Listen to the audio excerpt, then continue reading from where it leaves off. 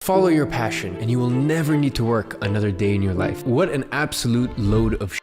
This is genuinely one of the biggest lies told by self-help gurus out there. And in this video, I'm going to tell you the 3 reasons why following your passion will keep you poor. Now, I want to clarify something really quickly. LeBron James followed his passion. Drake followed his passion. Virgil Abloh followed his passion. Look, if you're an athlete, an artist, a designer, of course, follow your passion. But in all fairness, these people don't even fully follow their passion. They still have to dumb things down or conform to get the results that they want. To put it simply, they have to be practical about their craft in order to get the reach and results and sort of money that they want. And that brings us to the first reason why following your passion will keep you poor. And that is that successful people put practicality first. It's funny, whenever I charter a jet for a flight, I always ask the stewardess what the owner of the jet does for a living. And let me tell you something, they never say, oh, he started a fashion brand or he started a coffee shop. They tell me they have boring businesses and things like waste management, or that they started a software company that helps mortgage brokers. So let's really break this down. The owner of the $30 million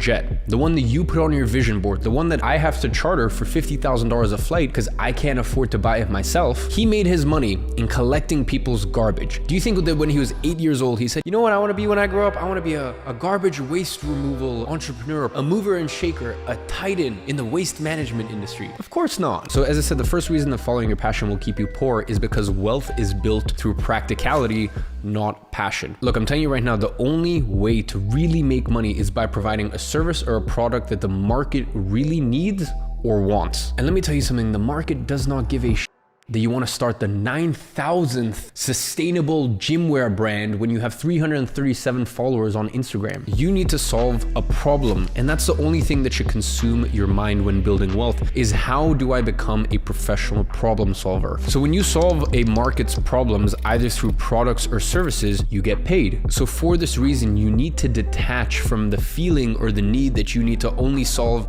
colorful problems and, problems that are airy-fairy and ladies and gentlemen, when I was 8 years old, do you really think everyone went around the room and went, I want to be an astronaut when I grow up, I want to be a footballer? And I said, yeah, so when I grow up, I want to have an advertising agency, and then from there, I want to start an e-learning platform, and then I want to start a software company for agency owners. Do you think I really said that at the age of 8 years old? No. And by the way, that also doesn't mean that I don't wake up and I'm excited to work. My work is more meaningful to me than anything else on earth, but I'm not particularly passionate about it. Like, I'll be honest, I didn't start a software company for agency owners because I'm like, I'm really gonna change the world. No, I saw a problem, I saw a gap in the market, and I knew, quite frankly, I could make multiple tens, even multiple of hundreds of millions of dollars, especially just because of the way that software companies are valued, as well as, the way we set it up. It's a very easily sellable business. So yes, you need to focus on being practical, but you also need to focus on solving problems in accordance to your skill set. So look, at first you might start an agency that helps people with organizing their Google Sheets or their Discord moderation. And you do that for long enough, you work on your skill set, and then in 10 years, you create a software that directly competes against Discord. I mean, as I said, that's the path that I took with an agency. When I first started as a creative agency, doing photo, video for clients, posting on their Instagram and their Facebook and growing their social platforms back in 2016, I didn't imagine that would then lead me to having an advertising agency, and then from there, really taking my wealth to the next level with a software company. But as I said, you need to solve problems in accordance to your skill set. I didn't have the skill set in my first, few years of entrepreneurship to really start and grow a successful software company. So ladies and gentlemen, please remember, do not walk before you can crawl. Now, I know at this point, a lot of you guys are wondering, okay, well, what sort of practical business can I start? Well, earlier on this year, I released my most popular video to date. I basically evaluated the most common 8 business models out there, and then using formula, math, and an equation, I came down to which one's the best for which people in which scenario. So many of you guys have sent me emails and messages saying that you've used one of the models that I evaluated in that video. So I know you guys found a lot of value from it, and I'll leave a link down below. Anyways, the second reason why following your passion will keep you poor is because of emotions. Look, emotions are a beautiful thing. You should nurture emotions with your romantic partner. You should experience emotions as you walk through life. But in business, emotions make you weak. You need to look at things with logic. You need to avoid having rose-tinted glasses when you are making business decisions. So when you start a passion business, emotions will be your biggest Achilles heel. If you've ever spoken to someone who started a sort of passion business, you'll notice that a lot of time they live in their own world. They don't actually use logic. They don't look at, the market, how the market's responding to their product and this and that. A lot of times they just throw their hands up and say, people just don't get it. They are too close to their baby, which is their business, which means they cannot adapt quick enough. In my business, I don't care. I'll adapt, I'll chop and change, I'll look at things objectively and make decisions from there. And this is very common with successful people. They are not married to the route. They are just dead set on the final destination they want to get to. Now, let me make something clear. I still have very clear principles that I will follow. I have a code of ethics that will never be shaken, but as long as I don't break my,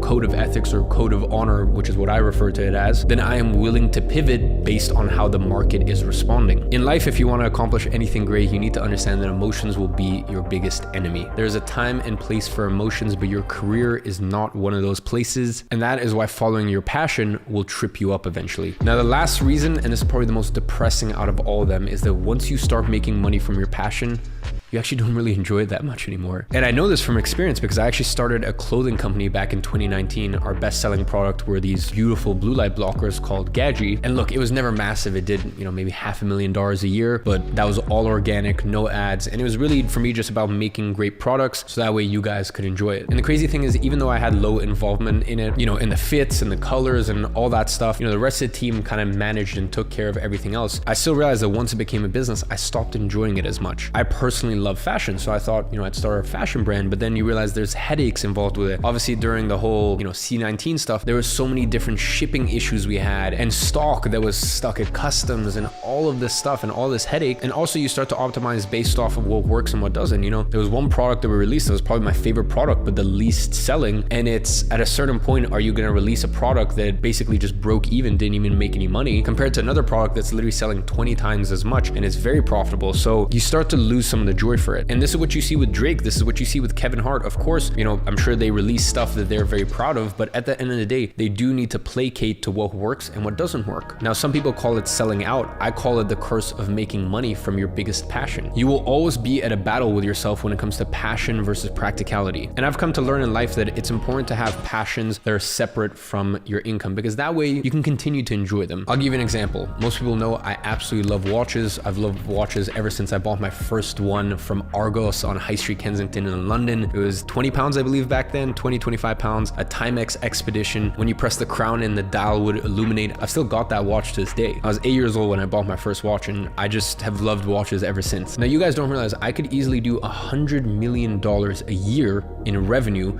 with 6 to 10% margins if I got into the watch business. If I became a watch dealership and let's say even opened up my own location, you need to understand there's a lot of guys on YouTube, that are watch dealers and, put it up on YouTube and stuff like that do 50 to $80 million a year in revenue. And they literally have 25% the audience size that I do and 10% the business experience that I do. My audience is massive and it's also filled with very wealthy entrepreneurs. That's kind of the audience that I attract. And also a lot of other watch dealers out there give very sort of scammy vibes. They got into the business for the wrong reasons. Whereas if I start a watch dealership, my clients know I made my money a long time ago. I'm just doing this because I enjoy it. And most watch dealerships don't own 100% of their business. They need, even let's say $1 or $2 or $3 million, just to get stock. Well, I could very easily open up my watch dealership and just put $15 million of my own money into it. So look, I won't lie. I have thought in the past about if I start a watch dealership, I could very easily do 100 million and then net $6 to $10 million a year in profit. And now I'm making money from my passion. I know that's not the case. For me, there's certain things in my life where I'm like, these have a special place. And because I've learned in the past that, hey, once you start making money from something, it just takes a bit of the fun and the enjoyment out of it. I've realized there's certain things in my life that I will keep as my passion and I will never make money from. That's not the intention. For example, my watch collection, it's worth $4 million and I put maybe $2.5 million